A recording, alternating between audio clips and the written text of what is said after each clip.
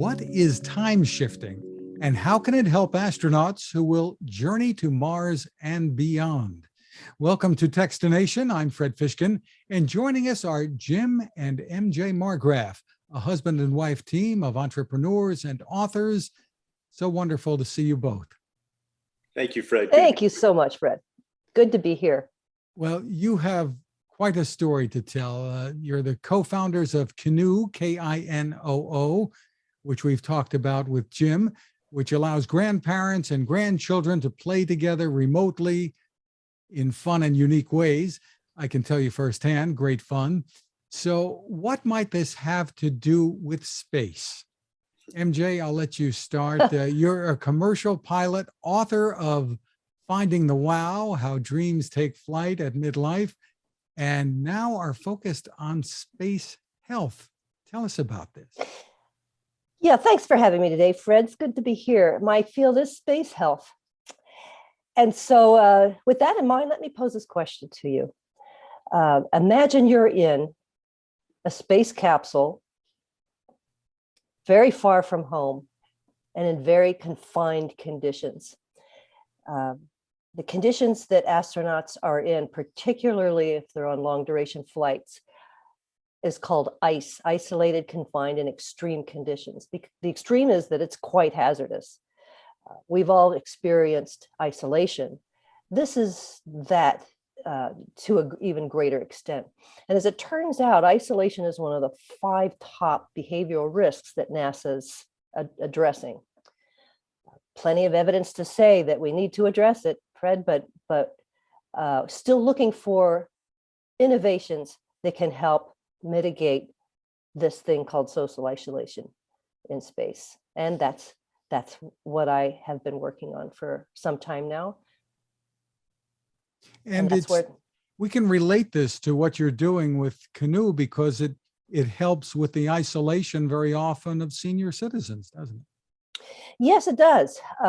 When my research began to look at how I may be able to come up with an innovation that NASA is seeking, it was evident that there was a relationship, and that's the society. It's not unusual for the solutions that we seek for space to have an application on Earth. That happens a lot. Yeah, well, that's what I like to tell people who ask me, what are we investing all this money in space for? And I've been a space, fan since drinking Tang for breakfast and watching Walter Cronkite for the early morning launches. There you go. So Jim, let's bring you in here because you have kind of a presentation that can paint the picture for us of what it is that we're talking about. Thanks, Fred. So the connection here was that when MJ decided to go back to school for a doctorate work at USC and looked at the psychosocial issues of long duration spaceflight and how do you make sure that an astronaut doesn't deal with mental health issues which consequently affect performance due to these ice conditions when they're in space. So here they are approaching Mars, 20 minutes away for the speed of light to reach them, which means for them to feel connected with their loved ones on Earth is extremely difficult. A conversation that takes place with 20 minutes delay one way, 40 minutes round trip is not a conversation, it's a report. So we said, gee, I wonder is it companionship that the individual needs? Do they need a social robotic? And said, well, that's not really the problem. The problem to solve is this feeling of connectedness. So how could we allow that person to feel connected and to feel as though they're having a real-time conversation with the loved ones on Earth? Because if they don't, what happens is they look at a camera, they give a report, the report gets shipped off, a day later, the family looks at it, or mom or dad does, and there's maybe a response that doesn't really respond to the questions they ask. And pretty soon it degrades over time. And people don't like looking at a camera just talking. They like having a dialogue. This is human nature.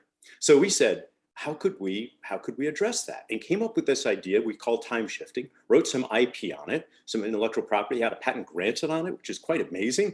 We're very excited. But the idea is an interesting mix of using AI ultimately to facilitate conversation to create the sense that you are actually talking in real time.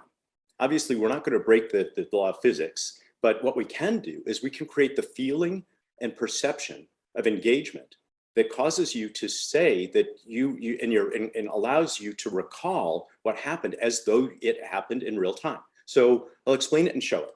So you'll begin by hearing the therapist ask a question, speaking to the astronaut. And the therapist and the family are pre-recorded. The astronaut is live, and then she'll be pre-recorded as well, but she'll be having a dialogue with the family. Hi, Jamie. Let's take a look at your last chat with your family about the possibility of a puppy. Mom, we can take care of him, really. Hi, hon. Nick and Daphne really want a puppy. What do you think? Kids, a puppy needs lots of love and care. We'll make a dog house. And I'll make him a scarf. Mike, if you agree, Nick and Daphne, if you agree to really take care of him, then I'm on board. Yay, we have a name picked out too. Jamie, if I remember correctly, you had a dog as a little girl. What was his name again? Major, what a great dog. We're gonna name him Sky. I love it. Sky, that's fantastic. So for those listening, you were hearing an exchange between the astronaut at a different time with the family at a different time that has been time shifted together.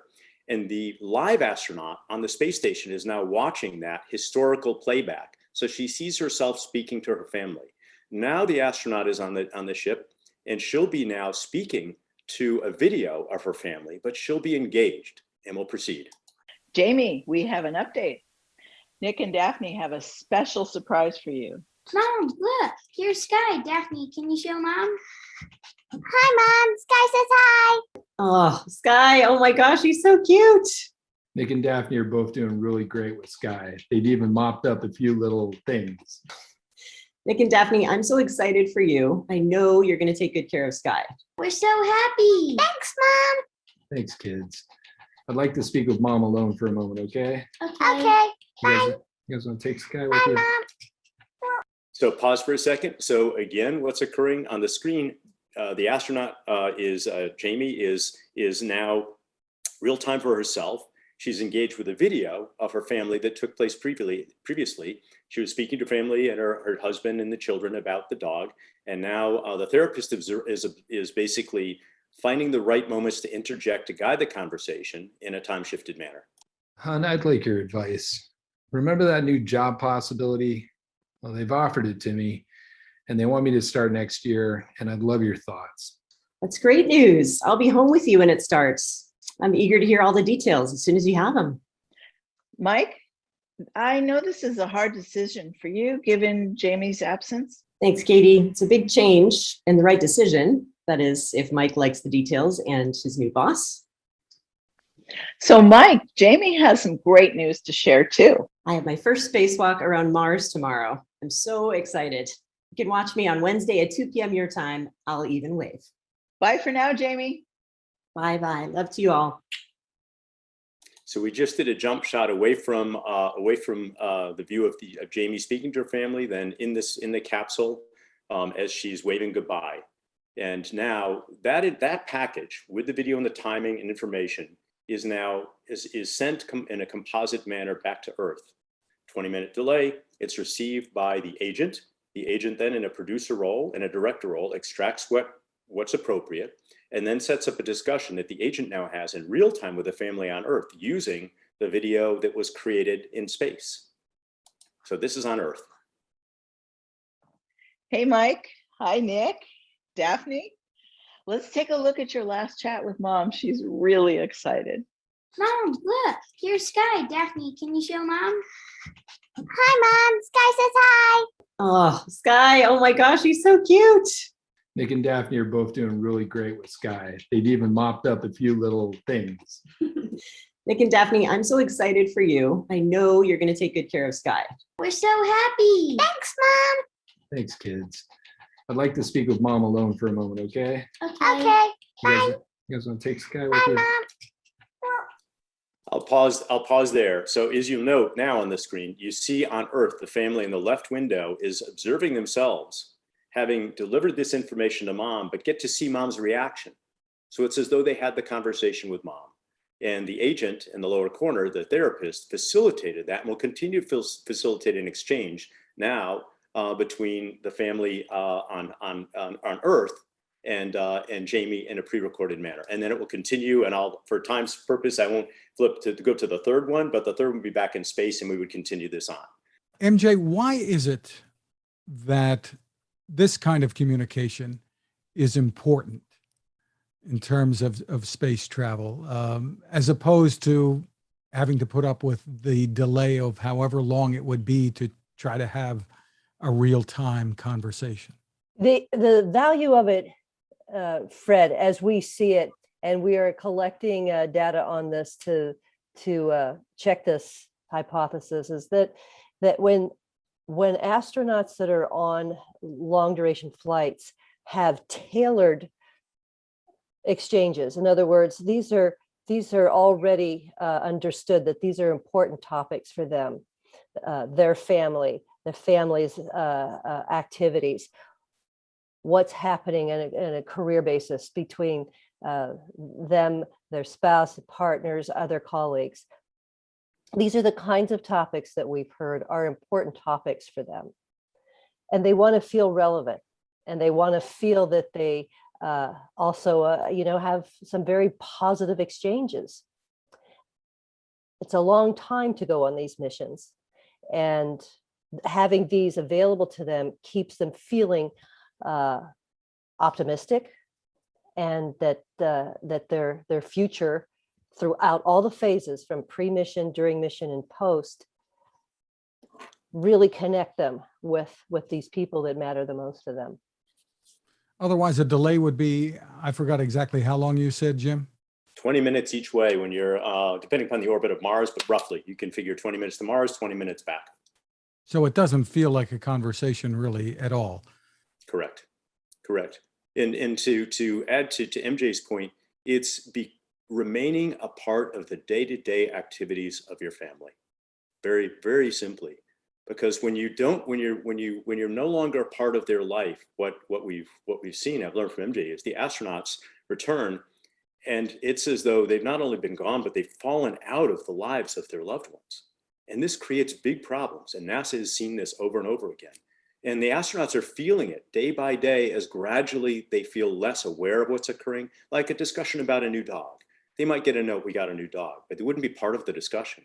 Or if the spouse has a new job opportunity, maybe they'll get a note that it's done, but they're not part of it as it unfolds. So remaining relevant to the family, and the family relevant to them, both directions, is just critical.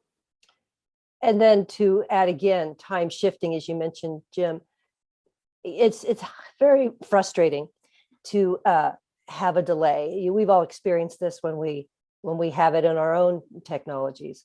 It can be critical if you're exchanging important and time critical information, but it can be just plain frustrating, and you can put off communicating if that's what you're going to expect. And Really interesting. Really interesting. I think I would have named the dog Laika, but that's just personal preference and an inside joke for people who've followed space for a long time. So okay. How do you bring this to NASA decision makers, and what's the process that you go forward with from here? Well, I've been in touch with a number of people who are affiliates of NASA, former NASA employees and current ones, and what their guidance is at this point is to continue with the validation on it. NASA works using a framework called technical readiness level, and it goes from 1 to 9, with 1 being a concept, maybe not more than on paper, to developing this concept into some prototypes, and then putting it into operation all the way at level 9.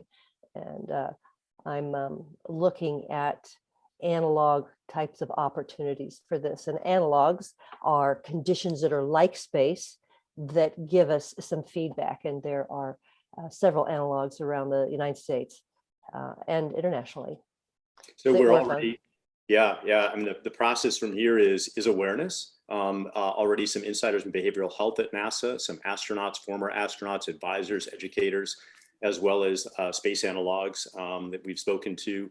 And the objective would be to carry the research forward a bit more, then to do a pilot in what's called a space analog. And there's space analogs in Hawaii, There's one, and they're scattered around the world, where they're closed environments where astronauts go for weeks to months to emulate what it would be like on Mars or on the moon. Terrific. And I don't know, do either of you have ambitions to go up there? I know you're a pilot, MJ. Well, I've seen it from, my personal behind the wheel, as they say, at only a few miles up. But I would be very excited to be on a flight, and an orbital flight would be very, very exciting to be on. And I'll follow MJ wherever she goes. Okay. And it's got to be exciting to you, what we've been seeing this year for the first time. We're taking the first steps. We'll look back on these years and say, oh, I remember that. That's when. And that will be our new destinations. As an entrepreneur as well, looking at the venture funding that's flowing into space, that didn't happen 5 years. That was not thinkable 5 years ago. The risks were too high. So the government seeding has again, which is wonderful. The government seeding in this type of research allows us to then have industry step in, and we get public-private partnerships, and then we have private investment as well. And we're in the middle of that cycle. And I'll make one note tying it back to Canoe, because the time shifting here that we're talking about is something as well that we're experimenting with for Canoe, which is how do we have even a grandparent that's in a different time zone that might otherwise have difficulty due to their schedule or their time being able to stay connected with a grandchild, and have moments when they're in person and other moments that are time shifted where they again feel that they are connected. Well, terrific. Where can people go for more information about the kinds of work that you're doing here? Jim, I'd be happy to talk to anybody that had some insights, comments, suggestions. My website's available. I'm on LinkedIn. So, and the website? mjmarggraff.com. And my Gmail is available there too. Please contact me. And it's spelled Marggraff, because that can be tricky. That's right. 2 F's, like Foxtrot. Terrific. And people can find Canoe as well now, KINOO. KINO. Kin is in family and kinship, Canoe.com. Right. And we mentioned MJ's book before, but Jim, you've had a book out too. Both of you authors, How to Raise a Founder with Heart, a guide for parents to develop your child's problem-solving abilities. I've learned not to buy sodium. I've learned a lot of things by reading that. Mistakes we've made. Congratulations on all that you're doing, and thanks for taking the time with us. Thank Great you to be here. Thank you very much.